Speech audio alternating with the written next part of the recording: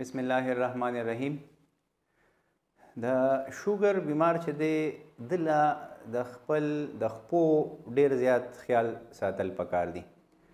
نو د هغې باره کې یو څو داسې کم انسټرکشنز دي چې کوم په ریکمنډډ دي د دبلیو ایچ او او د آی ډي ایف د طرف نه.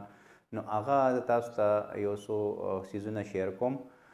د شوګر بیمار چې دی نو دله خو یو دا پکار دی چې تقریبا روزانه خپلې خپې چې دي چې هغه داسې لږې ګرمو اوبو سره دا ښه صفایي کوي او وینځي او بیا د دې د خپو د ګوتو دا منځ چې دی چې دا ښه اوچوي چې دا په دې کې اوبه منځ کې نمی پاتې نشي او نورې خپې هم چې پراپر اوچي کړي.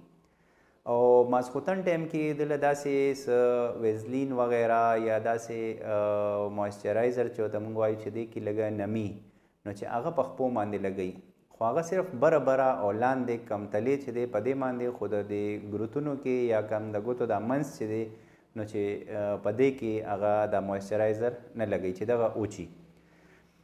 دویم داسې په هفته کې یو ځل دله د خپل خپو معاینه پکار ده چې لاندې نه خاص کر ګوري او یا داسې د سره څه اینه وي چې په هغې کې ورته داسې لاندې ګوري چې لاندې څه ته زخم مخم خو نه دی جوړ شوی.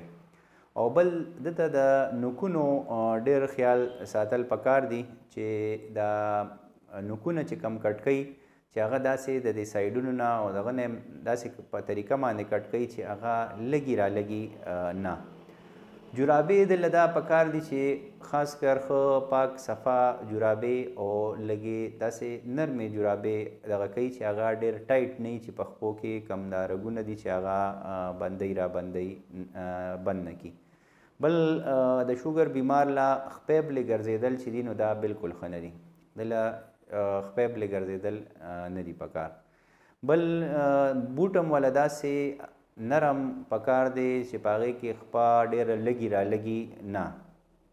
او بل دې نه علاوه داسې اکثر په چېرته په بوټ کې میخ میخي یا دغې هغه وله کله دا خپه ووي نو هغه وله هم داسې پکار ده چې ډېر نرمې بوټاني یا داسې چپلي چې په هغې کې دا ګوتې هم د ده بالکل ازادې پرتي چې دا سایډونو سره ډېر ټچ کېږي را ټچ کېږي نه. ځکه چې دا ټولې خبرې د دې وجې ضروري دي چې اکثر د شوګر بیمار کې د خپو چې کم رګونه وي نو دا متاثره شوي، دې ته پوره وینه نه پاس کېږي، د دې نرس چې نو هغه کمزوري شوي. نو که په دغه ځای کې چېرته یو هم زخم جوړ شي نو هغې بیا ټیکېدل چې دي نو هغه ډېره ګرانه شي او هغه کافي اوږد ټریټمنټ غواړي اکثر. نو دا یو څو خبرې دي د خپو د خیال په باره کې چې دا هر د شوګر بیمار لا پکار ده چې هغه په دې باندې عمل وکړي. ډېره مهرباني.